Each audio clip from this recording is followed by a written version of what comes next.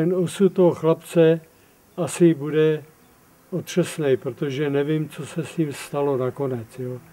Ale fakt je, že to byl sirotek z jedné ukrajinské vesnice, kterou Němci tím rychlým prvním postupem v Rusku zabrali Ukrajinu a tu jejich vesnici vypálili, všechny lidi zastřelili, i jeho rodiče, a po vsi pochytali děti, ty odvezli někam a tyhle ty kluci 12 a 14 letý naložili do auta a odvezli je do Německa, konkrétně tohohle kluka do Magdeburku, kde jsem byl totálně nadsazený v té Junkrsce, v továrně letecký motory.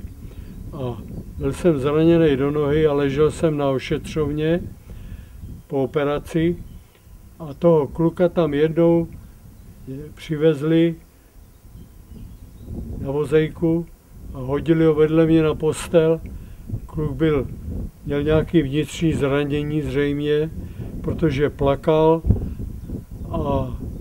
a hrozně ho to asi bolelo a vůbec žádný doktor s tím nepřišel, jenom ho tam hodili a nikdo se o něj nestaral. No potom, když byl asi za hodinu, potom usnul, jak tam píšu, no a probudil se a poprosil mě německy, já ležel vedle něj na posteli, že potřebuje na záchod a že má žízeň. No tak já jsem měl nohu tadyhle rozříznutou, taky jsem to měl otevřený, neměl jsem to ani sešitý, jenom ucpaný gázem, tak jsem ho kluka vzal na záda a doběhal jsem se s ním do vedlejší místnosti, kde byla umývárna. No a tam že mě ještě německy řekl, že potřebuje napít. Tak jsem mu dal napít z vodovodu a když jsem ho utíral, tak jsem zjistil, že má po sobě hrozný modřiny, škrábance a potom, když tam chodila za náma do ošetřovny jenom taková německá sestra a když jsem se jí ptal, co mu je, tomu klukovi, proč tam je, tak mi akorát řekla německy, že byl kluk ve škole a že tu školu zasáhly bomby a že byl zavalený v troskách a že ho tam teď vytáhli, takže má ty odřeniny a něco vnitřní zranění.